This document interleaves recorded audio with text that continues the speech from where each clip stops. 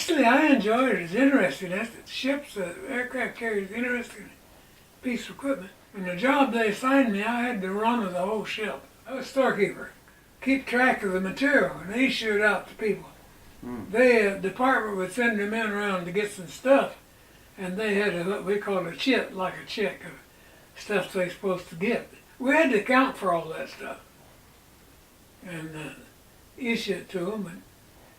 And after a while, I did that, and then they made me receiving storekeeper. I handled everything that come on and off, went off the ship, except food and ammunition and fuel and clothes. That was not my department. Everything else was. I had rooms full of material from one end of the ship to the other. How many different items did you have to keep track of? Oh, a lot of them. Them days before computers, you had to, I don't know how to find it, lease, a whole bunch of lease, all the material, of course, in each one of that lease, you just pull it up alphabetically stuff and mark off what you got rid of and what you didn't. So you had to keep account of it that way. How long were you doing that? Oh, they kept putting me on different jobs. I done that for, well, that was the rest of the time I was on the carrier. That's what I done. First off, I had about 20 or 30 storerooms to issue stuff out of. And then they put me on that receiver, and I had to. Now, I was not rated for that job. I shouldn't have had it. And I had a little trouble with it. But we had a real young chief, and I don't know what kind of a hang he had on people, but when I went aboard there, he said, "This is your job," and I never seen him again. So we was coming home after our tour duty, and he come by. I had a private office, and he come by. My office was a fifth of sherry, and said, "A job well done." We had a drink or two on the way home. And I don't know what kind of connection he had, but he sure as hell didn't do that work. But it was good. But the trouble is, when I had all the material, see, that aircraft carrier had a off the side elevator, raised planes up and down. Then it had a forward elevator up front that done the same thing, and then it had a after elevator in the hangar deck that done the same thing. And to get that elevator, they had crews that run them, but they weren't around there, and I had to go to the officer of the day and request that crew to run that elevator. And that was not what I was supposed to do, because I was enlisted then. And I wasn't supposed to go up to the forward quarterdeck. That was for the officers of the day to run the ship. But I didn't have any choice. So I went up there to get the deck edge elevator, and he ordered me off the quarterdeck. "You don't come up here. You got no business up here." So I didn't know. I didn't want to go complain to supply officer. That ain't the thing you do. But I tried it again. I went up here, and he ordered me off. So "You come up here again, and I'll put you on report." So I did go down to supply officer. Now, he was a full commander. He'd been in charge of his own ship in World War II. But his health went bad, and he stuttered real bad. And in fact, one day I was trying to talk to him, and he was trying to answer me, and he got hung up on a word. Automatically, I said the word for him, but I was scared to death after I did. He looked up and said, "Thank you," and then he went ahead talking. The kind of guy he was. But I went down there, and he said, "What do you want, boy?" And I told him, I got along good with all them people. And he just grabbed me by the arm and said, "Come on." Now, he was full commander. And we went up to the forward quarterdeck, and he told that lieutenant, "This man gets what he wants anytime he wants it." And that lieutenant in charge that day, he said, "Sir, I'm quartermaster and I'm in charge of this ship." And my commander says, "I don't give a damn what you're in charge of. I'm giving you an order." The guy just looked the other way. Well, after that, anytime I went up there, I got what I wanted. He just turned his back on me, and I talked to his yeoman. He didn't even look at me. But he never asked me again to request, never denied a request. See, I had a job I wasn't qualified for. I was qualified enough, but I wasn't rated for. Should have had a chief. And I don't know what happened, but he disappeared. He had some kind of a deal in his record where he didn't have to do nothing. I don't know what it was. But anyway, Friendly relations with someone, more likely. I was doing his job, what I was doing without the rate. But I got a lot of benefits. Everybody knew what I was and who I was, and No one gave me any trouble. Went to hit the chow line all the time and everything.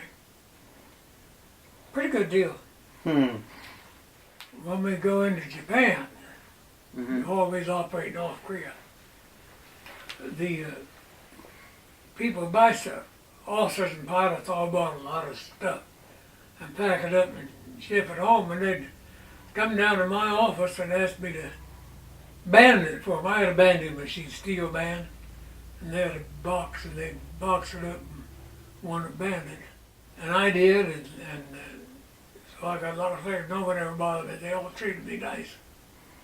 Because I done them the same way with them, treated them nice. That's the way things work. What was Japan like back then? Well, when we go into port, Japan was, I don't know, every couple, 3 months. There wasn't any men on the streets, all girls. Most of them were prostitutes. And in fact, at them days, a girl would not be seen on the street with Americans, a sailor or soldier, unless she was a prostitute. Mm-hmm.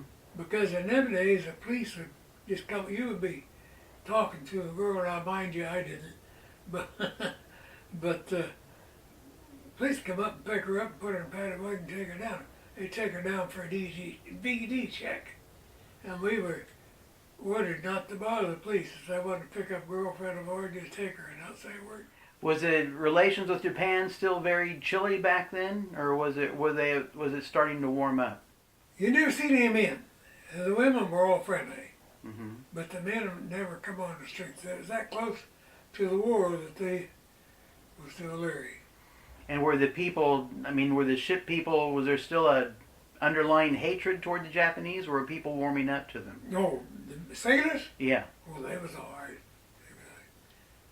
I suppose some of the hand-to-hand combat people were not friendly.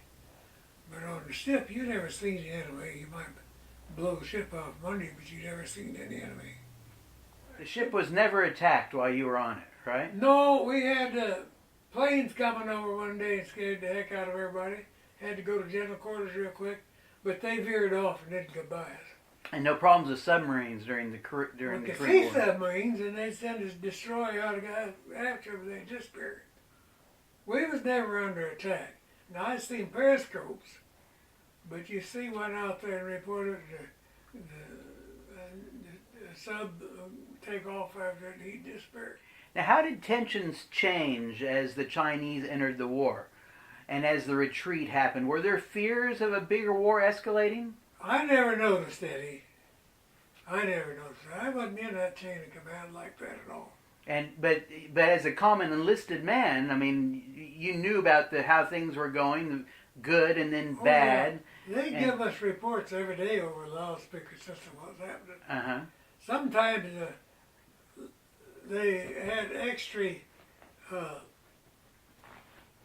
forget what they call it. They'd send extra planes out around the clock.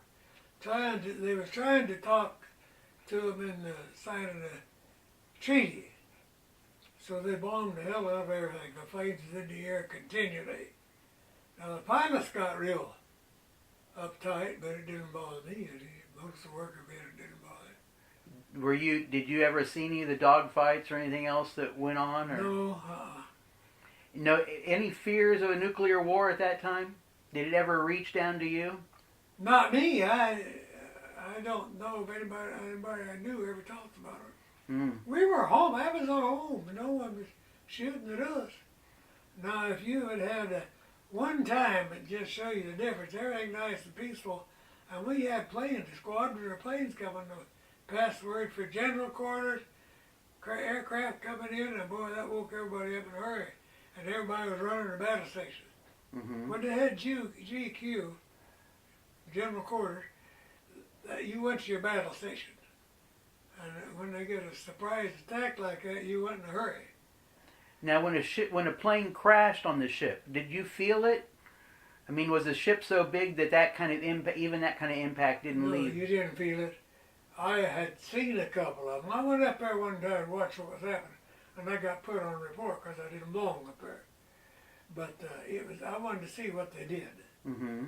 And what they told me in my court-martial, the captain's mass, He said, we don't give a damn if you get killed, but you're going to be in somebody got duty there or something in his way, and he might get killed, and we care about that. Sure.